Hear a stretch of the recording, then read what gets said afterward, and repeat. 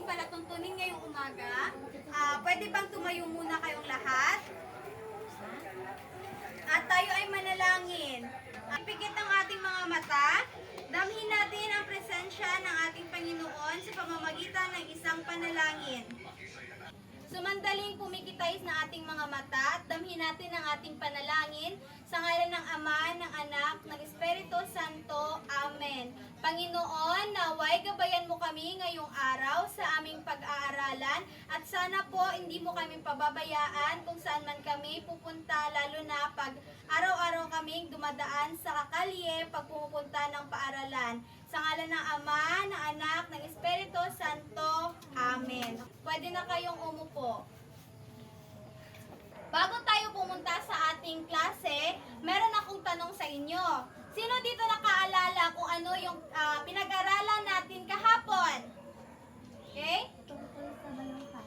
Okay, tama. Tungkol sa balangkas. Kung naalala nyo pa, ano nga ulit yung balangkas, Sarah? Ano? Ay kalipunan ng mga salita ay pangungusap ng nagtataglay ng pangunahin ay ilan. Okay, tama. So yung balangkas ay ang kalipunan ng mga salita at pangungusap na nagtataglay ng pangunahing ideya. Okay, may tanong ako sa inyo. Naranasan nyo na bang tumawid sa isang tulay? Okay, naranasan nyo na. Paano kaya kapag walang tulay ang isang sapa o ilog? Madali ba o mahirap tawirin ang kabilang banda? Sino dito yung nagsasabi na mahirap tumawid sa isang sapa o ilog pag walang tulay? Sino dito nagsasabing mahirap? Taas ang kamay, taas ang kamay. Okay, itaas pang kamay. Sino dito nagsasabi na mahirap? Mahirap tumawid ng tulay or sapa kapag walang mahirap tawirin ang sapa or ilog kapag walang tulay. Tama yon. Bakit mahirap tawirin ang sapa o ilog pag walang tulay? Sino dito makapagsabi? Ikaw? Sige na, huwag mahiya. Tayo, ano yung opinion mo? Bakit mahirap tawirin ang isang tulay? Ha? Ikaw? Okay, ako na lang ha. Mahirap palang tawirin ang sapa or ilog kapag walang tulay. Kasi, hindi tayo makatawid ng, tulad nun, hindi nyo matawid yung sasakyan nyo. Tricycle, motor. Sino dito may tricycle sa bahay? Or motor? Paano kung malalim yung sapa o ilog? Makakatawid ba kayo? Hindi. Lalo na kayong mga bata, makakatawid ba kayo? Hindi. Bakit hindi? Dahil? Malalim. So, ano mangyayari sa inyo kapag malalim yung sapa or ilog pag walang tulay na tatawid kayo? Wait, tama. Malulunod kayo. So, tama kayong lahat. May inihanda akong panimulang gawain para sa pagtuklas ng ating aralin. May nakatalang pangungusap sa pisara. Sa bawat numero ay may dalawang kaisipan na inyong pag-uugnayin gamit ang mga salitang nasa pisara. Saglit. So, meron ako ditong inihanda sa inyo. Sino dito sa inyo ang makapunta sa pisara at sagutan ang tanong na hinihingi dito sa harap? Okay. Unang numero. Sino ang makapagbasa? Okay, basahin. Sinaregleg at Blank. butch at ay himatalik na magkaibigan. Ano yung tamang sagot? At Okay. Pwede mong itala dito sa harapan yung sagot. Yung sagot mo. Pakisulat.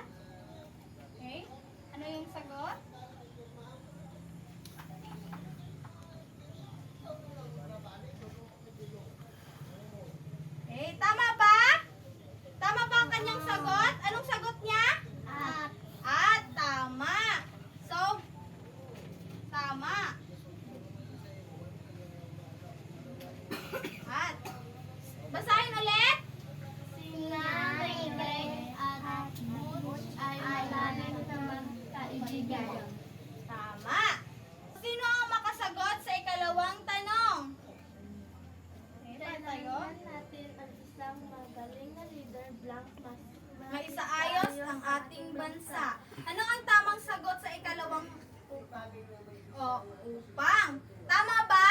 Oo. Okay, tama. Pakisulat sa harap.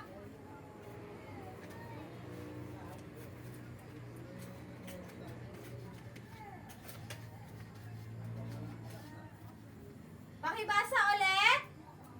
Kailangan natin ang isang magaling na leader upang maisaayos ang ating bansa. Tama. Sa pangatlong tanong, sino ang makabasa at makasagot? Okay, pa tayo. Maaari siyang mapahamak blank hindi siya sumusunod sa kanyang mga magulang. Ano yung tamang sagot? Kapag Kapag. Tama ba hindi? tama. Okay. Pakisulat sa harap. Okay na? Sige, pakibasa. Maaari siyang mapahamak kapag hindi siya sumusunod sa kanyang mga magulang. Tama hindi? Tama. Tama. Sa susunod na numero, sa ika-4 na tanong, pakibasa at pakisagutan. CJ? Wala. Kay Sarah? Ako nga ba ang mahal mo lang siya kanina pang nakatitig sa'yo? Ano ang tamang sagot? Oh. Oh. Basahin nating lahat. Ako nga ba ang mahal mo o siya na kanina pang nakatitig sa'yo? Tama hindi? Tama. Tama. So, sa panghuling tanong, sino ang makasagot? Pakibasa at sagutin. Sino? Sino pa sa inyo? Ikaw na din. Pakitayo. Ikaw Basahin at sagutin ang tanong sa pisara. Sige. Di na tayo tutuloy lang malakas na ang ulan. Ano ang tamang sagot? Sapagkat. Sapagkat. Tama hindi? Tama. Tama. Okay.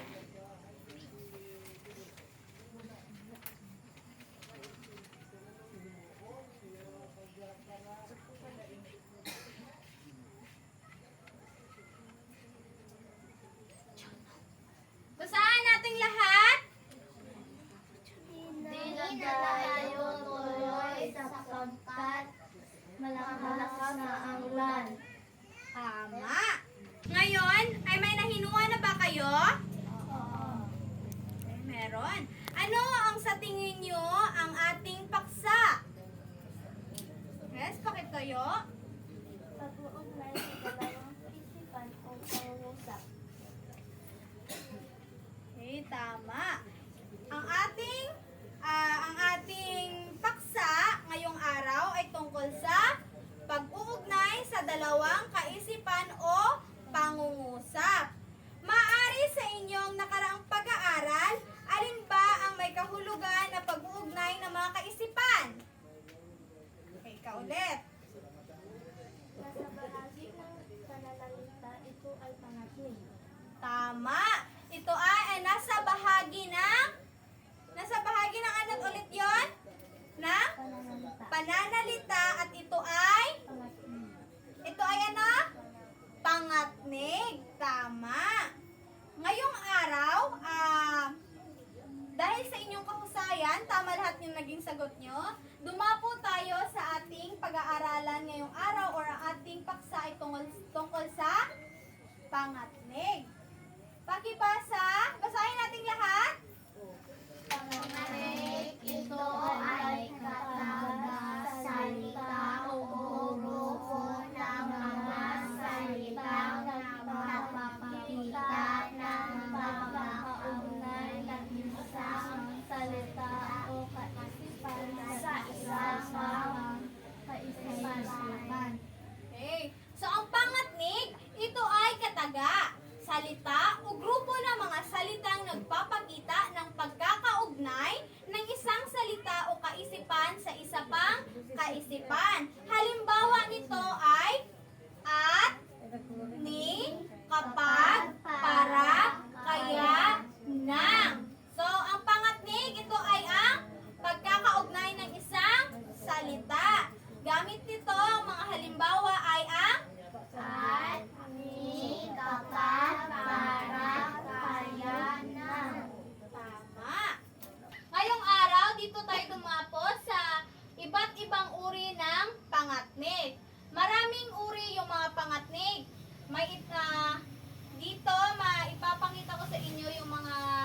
ibang uri ng pangatnig, meron tayong siyam. Malalaman natin yan. So, ang una, meron tayong pamukod. Sino ang makabasa tungkol sa ating unang uri ng pangatnig? Sino makabasa? Wala? Sarah, pakibasa, pakitayo. At basahin ang unang uri nating pangatnig. Ginagamit sa Pakilakasan. upang tatangi gaya ng o, ti, Ni. maging, at man. Halimbawa, ikaw man o ako ay hindi maghahanap ng isa ay Mabigo. Okay. So, ang una nating, unang uri ng pangatnig ay pamukod. Ginagamit sa pagbubukod o pagtatangi gaya ng o, ni, maging, at man. Halimbawa, ikaw man o ako ay hindi maghahangad na siya ay mabigo. Pangalawa, panubali. Sino makabasa? CJ, pakibasa. Natayo na CJ. CJ, magaling niya magbasa eh. Pakibasa.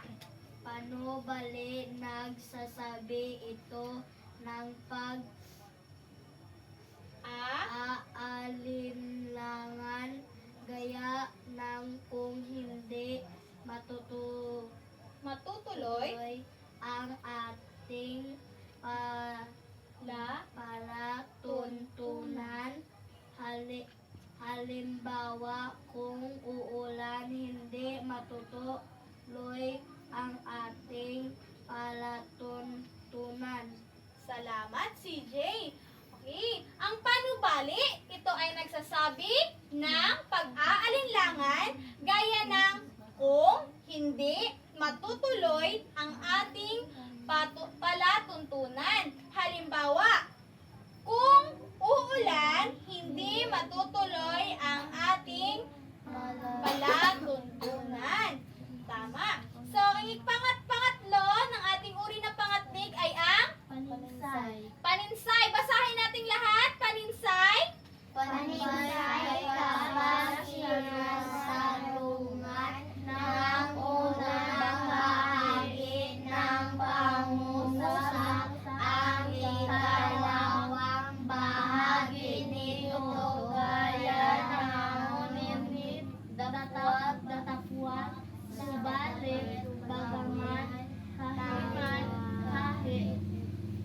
Halimbawa, nakakasyang umay ng tagumpay kahit maraming nanirasan niya. O, ano nga ulit yung paninsay? Ito ay ang sinasalungat ng unang bahagi ng pangungusap. Ang ikalawang bahagi nito gaya ng ngunit, datapwat, subalit, bagaman, kahiman, or kahit. Halimbawa, nakatakda siyang umani ng tagumpay kahit maraming naninira sa kanya. Pang-apat, ito ay ang pananhi. Pakibasa. Pananhi, nagbibigay ito ng dahilan o katuwiran para sa pagsaganap ng kilos. Ang mga ito ay dahil sa sanhi sapagkat mangyari. Halimbawa, namao siya dahil sa matagal na pagkakatalumpati. Okay, ang pananhi, ito ay ang dahilan o katwiran para sa pagkaganap ng kilos.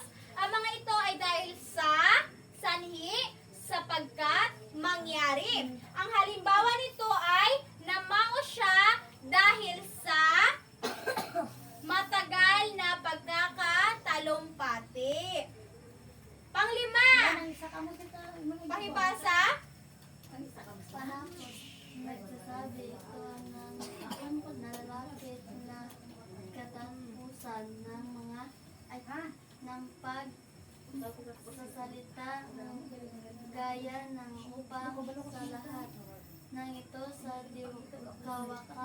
kawasa sa wakas at sa bagay nito. Halimbawa, di kawasa ang tinapos. Okay. Ang panapos. Ang panapos ay nagsasabi ng nalalapit na katapusan ng pagsasalita. Gaya ng upang, sa lahat, sa salita, gaya ng upang, sa lahat ng ito, sa di kawasa, sa wakas, at sa bagay na ito.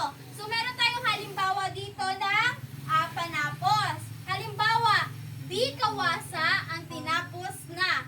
Dito makikita ang di kawasa na halimbawa dito sa panapos.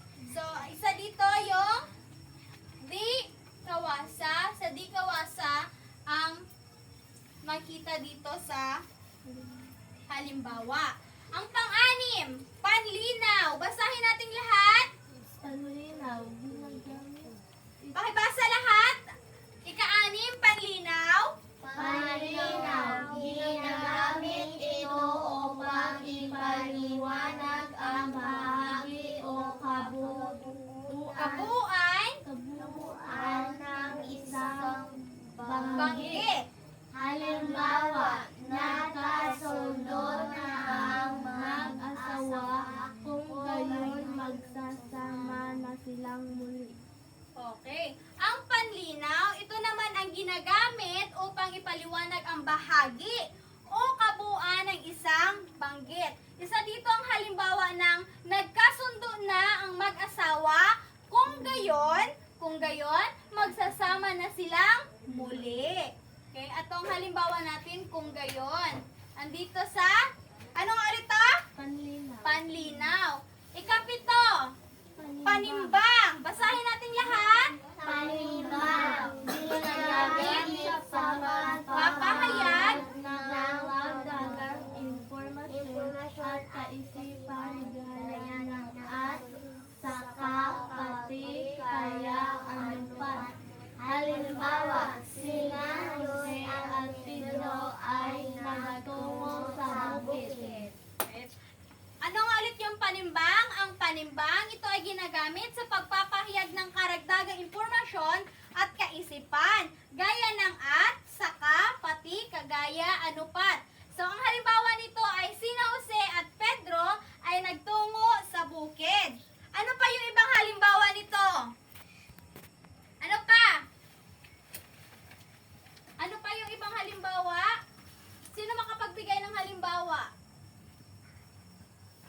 Gamit ang panimbang.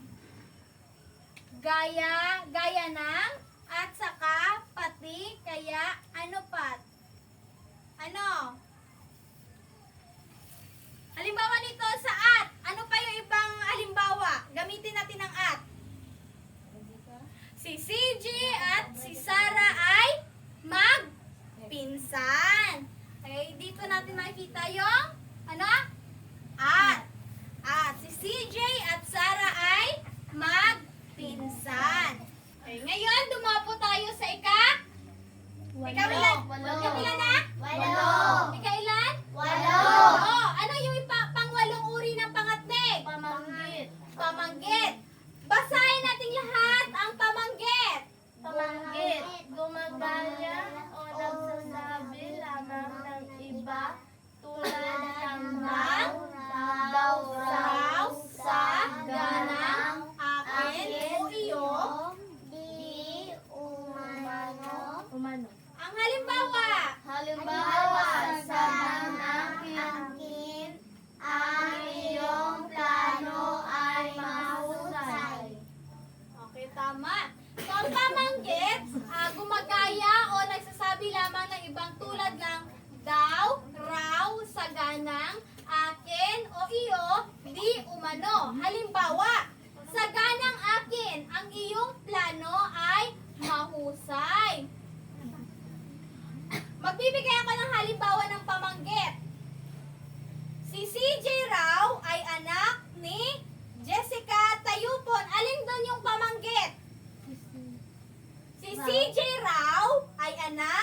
Jessica Tayupon. Raw. Raw. Ano, alin doon yung pamanggit? Raw. Raw, tama. Ulit, ito pa, magbibigay ako ng isang halimbawa. Ang anak daw ni Aling Rosa ay maganda. Daw. Daw. Ano? Daw. Tama hindi? Tama. Daw, tama. Dumabot tayo sa panghuling uri ng pangatnig. Ano yung huling uri? Panulad. Panulad. Pakibasa. Panulad. Tumutulad ng mga pangyayari o gawa tulad ng kung sino siyang, kung ano siya rin, kung gaano siya rin. Halimbawa, kung anong mga nangyayari noon ang siya rin mangyayari ngayon. Ano yung panulad dito sa ating halimbawa? Ang sharing. Sino makapagbibigay ng halimbawa ng panulad? Gamitin ang salitang sino? Sino kaya yung kasama mo? Ana? Sino kaya yung kasama mo? Sino kaya yung kasama mo? Tama hindi? Tama. Tama. Okay. Halimbawa ulit ng kung. Sino makapagbibigay ng halimbawa ng kung? Gamit ang kung. Kung ano-ano lang ang kinakain mo. Ano yan? Kung ano-ano lang ang kinakain mo. Kung ano-ano lang ang kinakain ni CJ. Tama hindi? Tama. Alin doon yung panulad? Kung. Kung. Tama. Kung ano-ano lang kinakain ni CJ. Kaya't ang Taba. lusog ni CJ. Malusog. Okay. Kagaya ng isinagawa natin kanina, maaari bang magbigay kayo ng mga sarili nyong halimbawa ng pangungusap? Maaari ba? Sarah? Pupunta ako sa bayan kapag sasama ka. Tama hindi? Tama. Pupunta ako sa bayan kapag sasama ka. Alin doon yung pangatnig? Ang kapag. Tama hindi? Tama. Salamat, Sarah. Ikaw ay gusto sa iyong sinagot. So, ina na ating tinalakay. Ano ulit yung pangatnig? Sino makapagsagot sa tanong ko? Anong ulit yung pangatnig? Kahit tayo? Pangatnig ito ay kataga Salita. o grupo ng mga salitang nagpapakita ng pagkakaugnay ng isang salita o kaisipan sa isa pang kaisipan. Halimbawa, at, ni, kapag, para, kaya, ng. Tama. Tama siya, di ba? Wasto hindi. Gusto. Wasto. So, ang pangatnig, ito ay kataga, salita o grupo ng mga salitang nagpapakita ng pagkakaugnay ng isang salita o kaisipan sa isa pang kaisipan. Isa-isahin muli ang uri ng pangatnig. Ano nga yung 8 uri ng pangatnig? Ano yung una? Pamukod. Pamukod. Pangalawa? Panubali. Panubali. Pangatlo? Paninsay. Paninsay. Pang-apat? Pananhi. Pananhi. Panglima? Panapos. Panapos. Pang-anim? Panlinaw. Linaw. Panlinaw. Pang-pito? Panimbang. Panimbang. Pang-walo? Pamanggit. Pamanggit. Ang panghuli? Panulad. Panulad. Sino dito ang makapagtayo at sabihin ng wasto or sunod-sunod ang mga uri ng pangatnig? Sino dito makasagot? Wait, tayo. Ano yung mga iba't ibang uri ng pangatnig? Pamukod. Panubali. Paninsay. Panamhi. Panapos. Panlinaw. Panimbang. Pamanggit. Panulad. Kukunin ko ito at sasabihin nyo ulit yung mga iba't ibang uri ng pangatnig. Ulit? Ano nga ulit yung mga iba't ibang uri ng pangatnig? Pakitayo. Ano nga ulit yon? Pamukod, panubali, paninsay, pananhi, panapos, panlinaw, panimbang, pamanggit, panulan. Tama! Sino ulit yung makabasa? Sino ulit yung makasabi ng mga iba't ibang uri ng pangatnig? Okay tayo? Ano nga ulit yung iba't ibang uri ng pangatnig? Pamukod, panubali, paninsay, pananhi, panapos, panlinaw, panimbang, pamanggit, panulan. Tama! Dahil alam nyo na yung iba't ibang uri ng pangatnig, dumapo naman tayo sa susunod nating tatalakayin. Okay? Ngayong umaga, dumapo naman tayo sa ating paglalapat. Ngayon, bali yung gagawin nyo, individual na gawain ito. Pumili ng kahit anong paksa, gumawa ng isang sanaysay at salunggihitan ang mga pangatnig na inyong ginamit. Ulitin ko, individual na gawain ito. Pumili kayo ng kahit anong paksa, gumawa ng isang sanaysay, salungguhitan ang pangatnig na inyong gagamitin. Bibigyan ko lamang kayo ng 5 minuto upang gawin ang inyong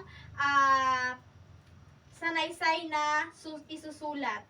Okay? Salungguhitan nyo yung pangatnig na inyong ginamit. Okay, pwede na kayong magsimula. 5 minuto lamang.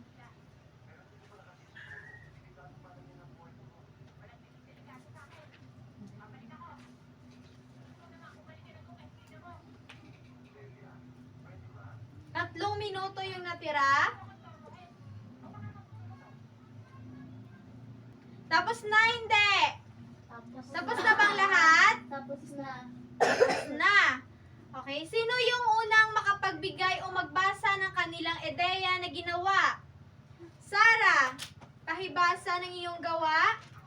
Si CJ at si Ana ay naglalaro sa party.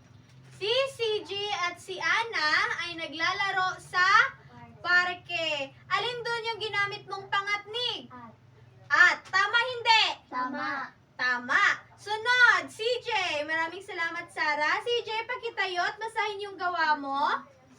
Pupunta ako sa bayan kapag sumama ka. Tama, hindi. Tama. Alin yung sinalunggitan mo doon na pangatnig, CJ? Yung ulitin, basahin. Pupunta. ako sa bayan kapag sumama ka. Ano yung sinalunggitan mong Kapag. Sa kapag. Tama, hindi. Tama. Oh, ang galing ni CJ. Sunod. Pakitayo. Maraming salamat, CJ. Ang kabayo ni Jose ay mabilis tumakbo. Ang kabayo ni Jose ay mabilis tumakbo. Tama, hindi. Tama. Alin din yung sinalunggitan mong pangatnig? Ni. Ni. Okay, maraming salamat. Sunod. Si Rachel at si Maricel ay magkakapatid. Si Rachel at si Maricel. ay magkakapatid. Alin din yung sinulunggitan mong pangatnig? At. At, tama. So, lahat ng inyong mga sagot at yung mga gawa nyo ay wasto. Lahat tayo, pakitayo.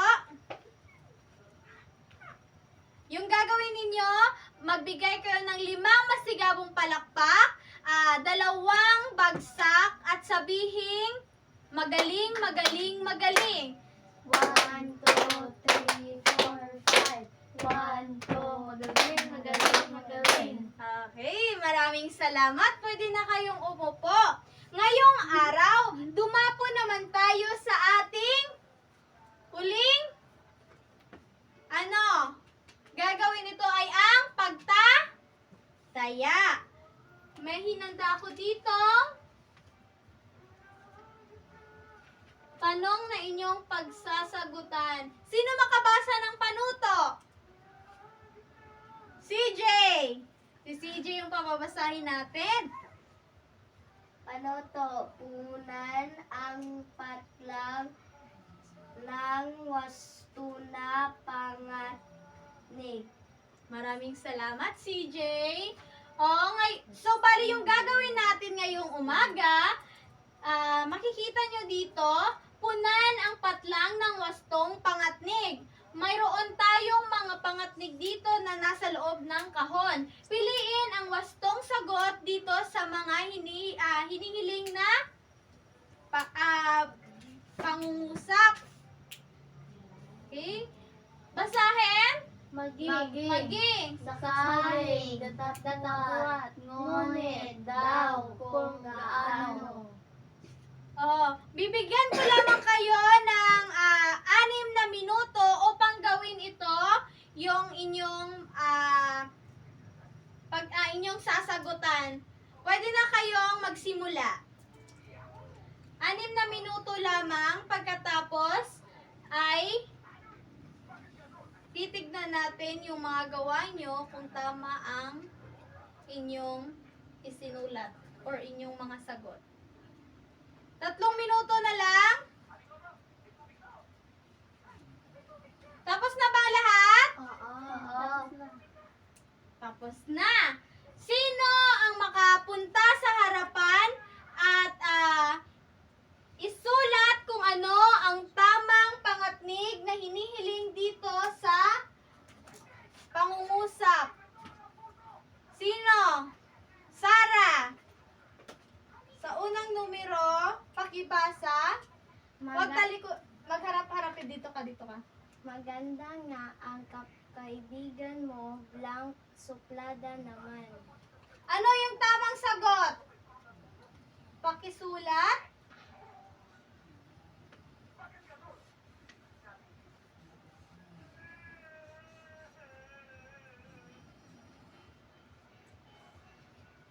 Tama, hindi? Tama. So, lagyan ng check ang inyong sagot kung tama. Lagyan ng check kung ang iyong sagot ay tama. Sa pangalawang tanong, pakibasa at ilagay yung tamang pangatnig na hinihiling. CJ. Lika dito, CJ. Dito ka. Diyan ka banda. Huwag talikuran yung mga kaklase mo. Dito ka. Basahin mo muna. Nanalo paring musa si Rosa. blank May mga kaibigan. bumoto sa kalaban niya. Ano yung tamang sagot? Maging. Isulat.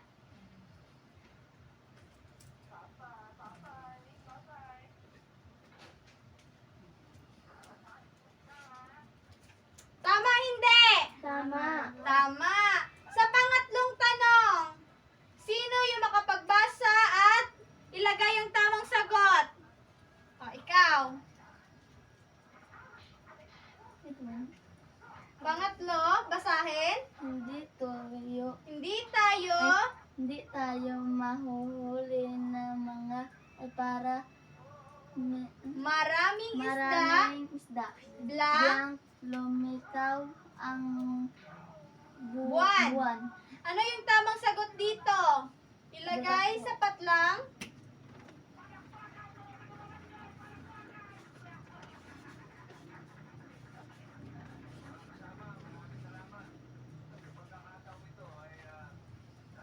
Yung sagot, datapot. Tama, hindi?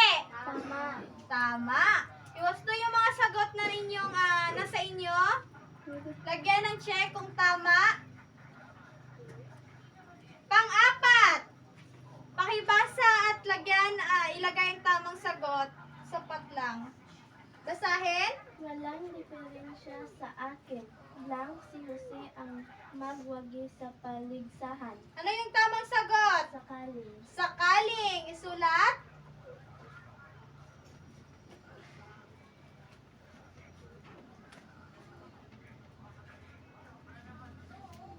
Tama, hindi? Tama. Sa panghuling tanong, sino makapagbasa at isulat ang tamang sagot? Dahil dyan, si CJ yung magbabasa at magsusulat ng huling tanong. Basahin mo muna, CJ. Sahan, Hindi. Masisipag daw. masisipag daw ang mga taga Ilocos. Ano yung tamang sagot? Daw. Daw, isulat.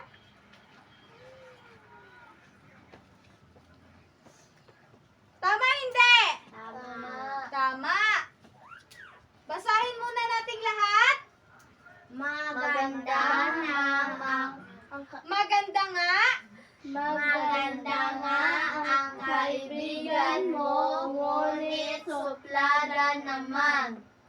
Nanalo pa rin si Rosa, maging may mga kaibigan bumoto sa kalaban niya. Hindi tayo mahuhuli ng maraming isda, datapwat, lumitaw ang buwan. Walang diferensya sa akin. Sakaling si Jose ang magwagi sa paligsahan. Masisipag daw ang mga taga Ilocos. Sino yung nakawasto sa lahat ng tanong? Sino yung nakatama? Lahat ba kayo? Oo. Wow! Ang gagaling ninyo! Bigyan ng 5 masigabong palakpak ang inyong mga sarili. 1, 2, 3, 4, 5. Okay? Pakibigay ng inyong mga papel dito sa harapan. Maraming salamat. Pakibalik sa upuan. Bago magtapos ang ating aralin ngayong umaga, may ibibigay ako sa inyo na takdang aralin. Bale, yung gagawin nyo, una, maghanap kayo ng definasyon kung ano ang pang-abay at kung ano ang mga uri ng pang-abay. Ulitin ko, ano ang pang-abay at ano ang uri ng pang-abay. Naintindihan? Opo, naintindihan hindi? Opo. Maraming salamat sa inyo. Pakitayo. Paalam sa inyo. Paalam, Binibining Joy. Maraming salamat.